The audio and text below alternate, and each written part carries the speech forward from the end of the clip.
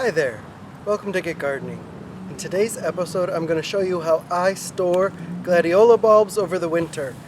I've come to love growing gladiolas. I love that they come in so many different colors. I grow some in pots like this and I grow many in the ground, and they're really easy to store for the winter. Over the years I've experimented with many different methods of storing bulbs for the winter, but I've come across one that I believe is the best.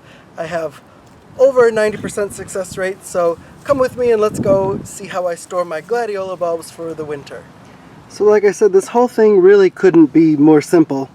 I've tried many different methods of storing bulbs over the winter, and this method proves to be the one that has the highest success rate for me. Like I said, over 90%.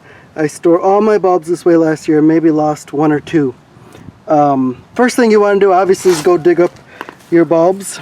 When they come out of the ground, they're going to look like this. First thing you could do is cut off the tops. Save those for the compost. I saw this method when I was watching a film about Victorian gardens, and this is how they did it. They store their bulbs in sharp sand or play sand, and that's exactly what I do, and I found it had great success rate. So after it looks like this, I go ahead and I peel off all this brown stuff. You want to make sure that there's no bugs or worms getting in with you. I've read that you should let the bulbs dry for at least a day before you store them. I've never done that, so I'll leave it to you whether or not you do that. These are two that I grew in pots, and here are some that I grew in the ground. You can see the ones that I grew in the ground are definitely bigger than the ones I grew in pots. So I was saying, gladiolas, they're not actually bulbs, they're corms. So you can see that there's the new bulb from this year, and this is the corm from last year.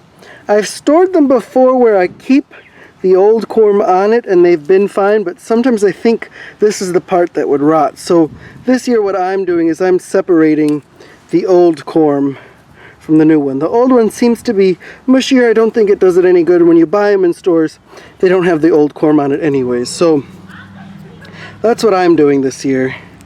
You can do it for yourself if that's what you want. Like I said, it comes out of the ground, it looks like this. If there's live roots on it, you could cut them off, cut the tops off, and then if you want to remove the old corm, which I'm going to do this year, that's what I would do. Interesting note is this year I grew gladiolas that were supposed to be all yellow, and I had some that grew pink. When I dug them up, they actually have pink colors on the actual bulb, so it'll be easy for me to keep these separate. I'll store them separate so I don't plant them next year in the wrong spot. After that, like I said, I store my plants in sharp sand or play sand. So I use like a shoebox, go ahead and put a lining of sand at the bottom, and then the most important thing I think is just to take your corms and make sure that they don't touch each other. That way if one does rot, you're not going to lose the whole bunch. And last year, like I said, I did lose one or two, but really I didn't lose very many.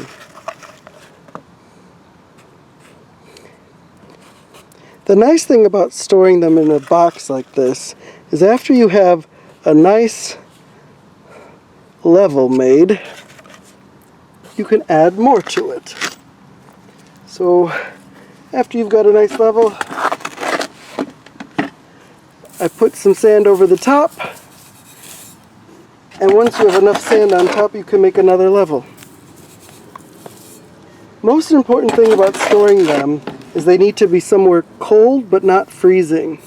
So if you have like an attached garage or a cellar or a basement, that's probably the best place to put them. And then this would be ready for another level, so I could start putting them on like that. I stored them once in a garage where they were to the point where it's freezing and you can lose the bulbs that way. So definitely store them somewhere that doesn't get freezing, but also the room can't get too warm. Last year I had these in a room that was a little bit too warm and I had them sprouting way too early. Last thing you want to do is throw a label in there so you know what color they are. I just put the color. And that's all you have to do. It's super easy, super successful. I hope you learned something new, and I hope you're all able to get out there and get gardening. Thanks for watching.